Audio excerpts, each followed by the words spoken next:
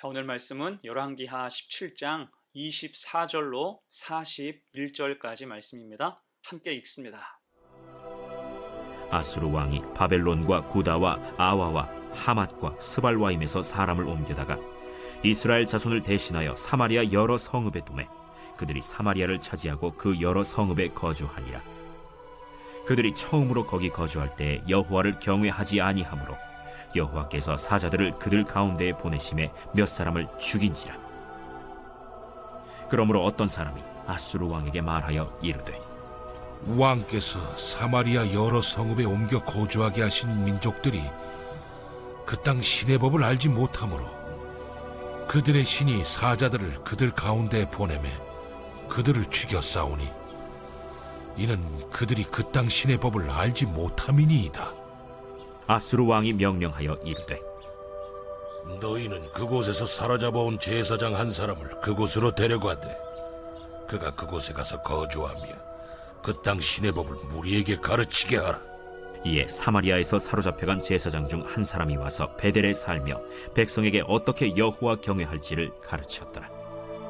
그러나 각 민족이 각기 자기의 신상들을 만들어 사마리아 사람이 지은 여러 산당들에 두되 각 민족이 자기들이 거주한 성읍에서 그렇게 하여 바벨론 사람들은 숫꽃 분옷을 만들었고 굿 사람들은 네르가를 만들었고 하맛 사람들은 아시마를 만들었고 아와 사람들은 닙하스와 다르닥을 만들었고 스발와임 사람들은 그 자녀를 불살라 그들의 신 아드람멜렉과 아담멜렉에게 드렸으며 그들이 또 여호와를 경외하여 자기 중에서 사람을 산당의 제사장으로 택하여 그 산당들에서 자기를 위하여 제사를 드리게 하니라. 이와 같이 그들이 여호와도 경외하고 또한 어디서부터 옮겨왔던지 그 민족의 풍속대로 자기의 신들도 섬겼더라. 그들이 오늘까지 이전 풍속대로 행하여 여호와를 경외하지 아니하며 또 여호와께서 이스라엘이라 이름을 주신 야곱의 자손에게 명령하신 율례와 법도와 율법과 계명을 준행하지 아니하는도다. 옛적에 여호와께서 야곱의 자손에게 언약을 세우시고 그들에게 명령하여 이르시되, 너희는 다른 신을 경외하지 말며 그를 경배하지 말며 그를 섬기지 말며 그에게 제사하지 말고 오직 큰 능력과 편팔로 너희를 애굽에서 인도하여 내신 여호와만 경외하여 그를 예배하며 그에게 제사를 드릴 것이며 또 여호와가 너희를 위하여 기록한 율례와 법도와 율법과 계명을 지켜 영원히 행하고 다른 신들을 경외하지 말며 또 내가 너희와 세운 언약을 잊지 말며 다른 신들을 경외하지 말고 오직 너희 하나님 여호와만을 경외하라. 그가 너희를 모든 원수의 손에서 건져내리라 하셨으나 그러나 그들이 듣지 아니하고 오히려 이전 풍속대로 행하였느니라. 이 여러 민족이 여호와를 경외하고 또 그 아로새긴 우상을 섬기니 그들의 자자손손이 그들의 조상들이 행하던 대로 그들도 오늘까지 행하니라. 혼돈의 사마리아라는 제목으로 말씀 증거합니다. 우리가 지난 시간에 알아보았듯이 이제 북이스라엘이 망했어요. 이유가 무엇입니까? 정치적인 판단을 하자면 그들은 아람과 연합해서 아수르에 대항하다가 국력을 다 소진했고 그럼에도 끝까지 애굽을 의지하여 반역을 꾀하다가 그대로 끝장이 났다고 봐야 됩니다. 하지만 성경의 시각은 그 이상의 것을 보고 있죠. 그것은 끊임없는 우상 숭배와 죄의 반복이었어요.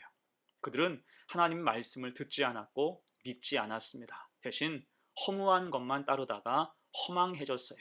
이것이 하나님을 경노하게 한 것입니다. 결국 아수르는 북이스라엘을 멸망시켰고 그 백성을 이방 땅에 흩어 뿌렸으며 대신 사마리아 땅에는 이방 민족들을 대거 이주시켰어요. 자, 그럴 때 오늘 본문은 멸망 이후 혼돈의 사마리아에 대한 이야기예요. 두 가지로 생각해 봅니다. 첫 번째, 같이 망할 길을 가게 됩니다. 24절 보세요. 아수르 왕이 바벨론과 구다와 아와와 하맛과 스발와임에서 사람을 옮겨다가 이스라엘 자손을 대신하여 사마리아 여러 성읍에 두매 그들이 사마리아를 차지하고 그 여러 성읍에 거주하니라. 아수르 왕은 정복한 사마리아 땅에 바벨론과 구다와 아와와 하맛과 스발와임에서 사람을 이주시켰죠. 이들도 사실은 아수르의 포로에 해당했습니다. 하지만 이제 옮겨온 사마리아에서는 주인 행세를 하죠. 곧 이스라엘의 거룩한 땅이 이방인의 땅이 되었고 여러 종교가 난립하고 뒤섞인 어지러운 땅이 되고 만 것입니다. 자, 이런 상태를 보시고 하나님은 진노하시죠. 25절입니다. 그들이 처음에는 거기 거주할 때에 여호와를 경외하지 아니하므로 여호와께서 사자들을 그들 가운데에 보내심에 몇 사람을 죽인지라. 하나님이 진노하신 거예요. 이렇게 정복민들, 아수르의 관리들이 죽어나가자 이들도 슬슬 두려워지기 시작했습니다. 그래서 진단하죠. 26절입니다. 그러므로 어떤 사람이 아수르 왕에게 말하여 이르되 왕께서 사마리아 여러 성읍에 옮겨 거주하게 하신 민족들이 그 땅 신의 법을 알지 못하므로 그들의 신이 사자들을 그들 가운데에 보내매 그들을 죽여 싸우니 이는 그들이 그 땅 신의 법을 알지 못함이니이다. 자, 지금 어떤 말을 하고 있습니까? 지금 그들은 하나님을 가나안 땅에 있는 지역 신 정도로 생각했습니다. 지역 신을 지금 노엽게 했구나 여긴 거예요. 이것은 사실 그 시대의 사람들, 심지어 이스라엘 사람들도 이런 식으로 생각하는 경우가 많았지요. 그래서 하나님을 사막의 신이라고 말하는 사람도 있었고, 요나 같은 경우에는 배를 타고 다시스로 가려고 했던 이유가 그곳에 가면 하나님의 영역에서 벗어난다고 생각했기 때문입니다.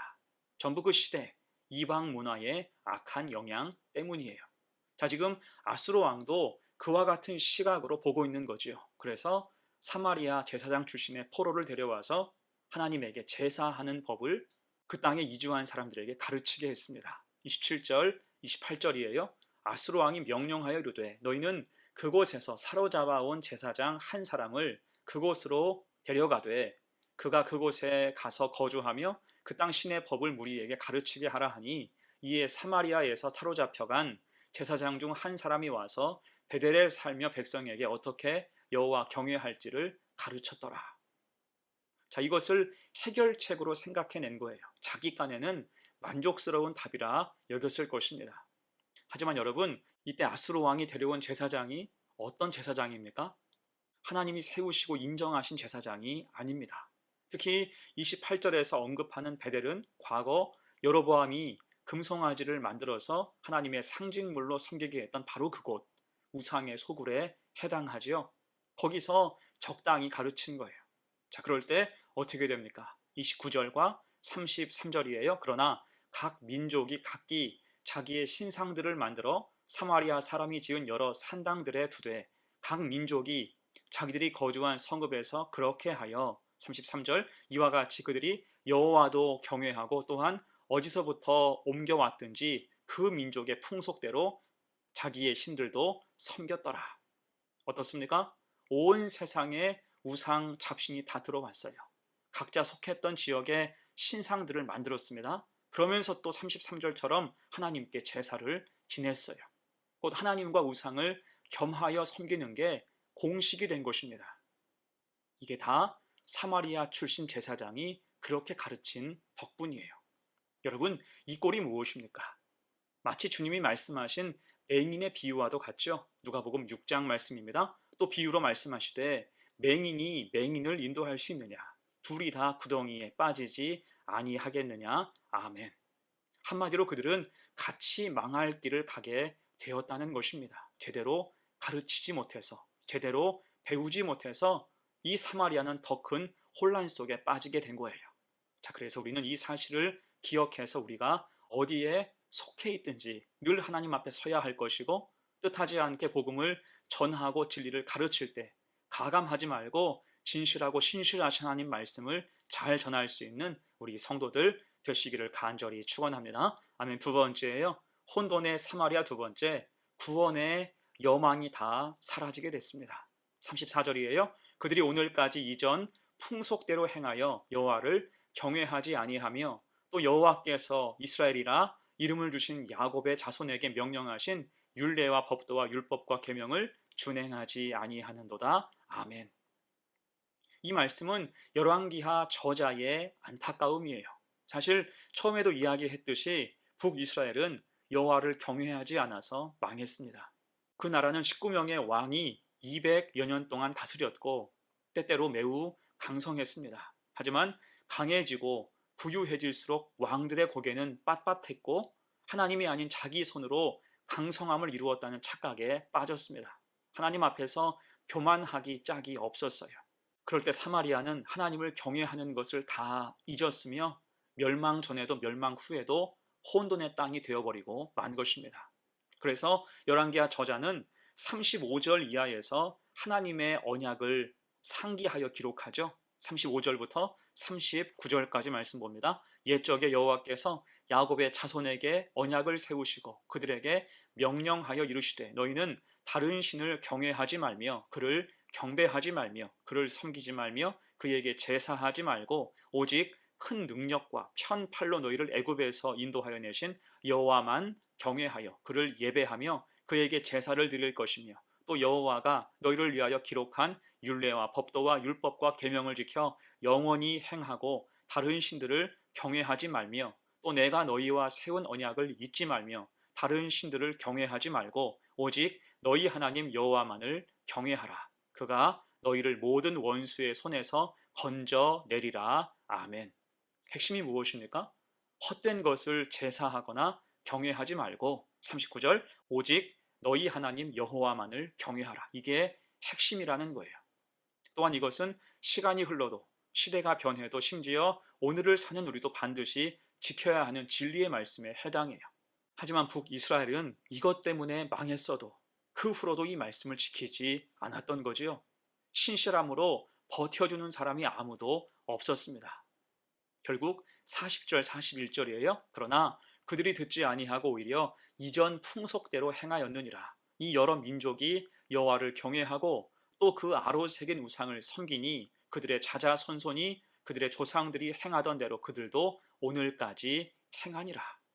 깨달음이 없고 돌이킴이 없을 때 그들의 땅은 온통 혼돈의 수레바퀴 속에 살 수밖에 없었던 것입니다. 로마서 1장의 말씀처럼 부끄러운 욕심과 상실한 마음대로 하나님이 그대로 내버려 두시는 거예요. 시편 82편 10절 이하의 말씀입니다. 나는 너를 애굽 땅에서 인도하여 낸 여호와 내 하나님이니 내 입을 크게 열라. 내가 채우리라 하였으나 내 백성이 내 소리를 듣지 아니하며 이스라엘이 나를 원하지 아니하였도다. 그러므로 내가 그의 마음을 완악한 대로 버려두어 그의 임의대로 행하게 하였도다. 아멘. 말씀 앞에 돌이킴이 없다면, 말씀을 따르고 순종하지 않는다면 결국 하나님께서 그 마음을 완악한 대로 버려두시고 임의대로 행하게 하셔서 구원의 여망마저 없는 인생이 되게 하실 수 있다는 것입니다. 여러분, 이에 우리가 기억할 게 무엇입니까? 구원의 여망이 사라지기 전에 하나님 말씀을 붙잡아야 할 줄로 믿습니다. 지금의 상태를 따지지 말고 하나님을 경외하며 그 말씀을 붙잡고 일어설 때 구원의 여망은 언제든 생기는 거예요. 하지만 포기하고 말씀을 다 놓아버릴 때 혼돈의 굴레 안에 머물며 심판만을 기다리는 신세가 될 수 있다는 것입니다. 이 사실을 기억하여서 하나님 앞에서 오직 믿음 가지고 사는 성도가 되시기를 간절히 축원합니다. 아멘. 이제 말씀을 마무리합니다. 오늘 말씀은 북이스라엘 멸망 후 혼돈의 사마리아를 잘 말씀하고 있어요. 문제는 조금도 개선되거나 개선될 기미가 아예 없었다는 거지요. 본래부터 그릇된 제사장에 의해서 거짓되고 왜곡된 진리가 선포될 때 같이 망할 길을 가게 됐고, 그렇게 하나님을 경외하는 기본을 놓치게 되자 그 땅은 온통 혼돈으로 가득한 또다시 심판을 기다리는 악의 도성이 되고 말았습니다. 이에 우리는 우리가 선 곳을 잘 지켜야 할 것입니다. 믿음을 지키고 믿음을 전수하고 혹시 문제가 생길 때마다 돌이켜 하나님을 경외하는 모습을 회복할 때 어디든 혼돈이 아니라 바른 질서가 세워지고 하나님 역사하시는 공간은 만들어질 것입니다. 이 은혜가 우리 삶과 교회 가운데 넘치도록 임하시기를 간절히 축원합니다. 아멘. 함께 기도합니다. 하나님 아버지, 오늘 혼돈의 사마리아를 묵상하면서 하나님을 경외하는 것이 얼마나 중요한지 깨닫게 하셔서 감사합니다. 헛된 것에게 물들지 말고 헛된 것을 허용하지 말고 오직 신실하게 하나님만 섬기며 사는 복된 성도가 되게 하옵소서. 하나님을 온전히 경외할 때 구원의 열매가 가득한 우리 삶이 되게 하옵소서. 감사드리며 예수님의 이름으로 기도하옵나이다. 아멘.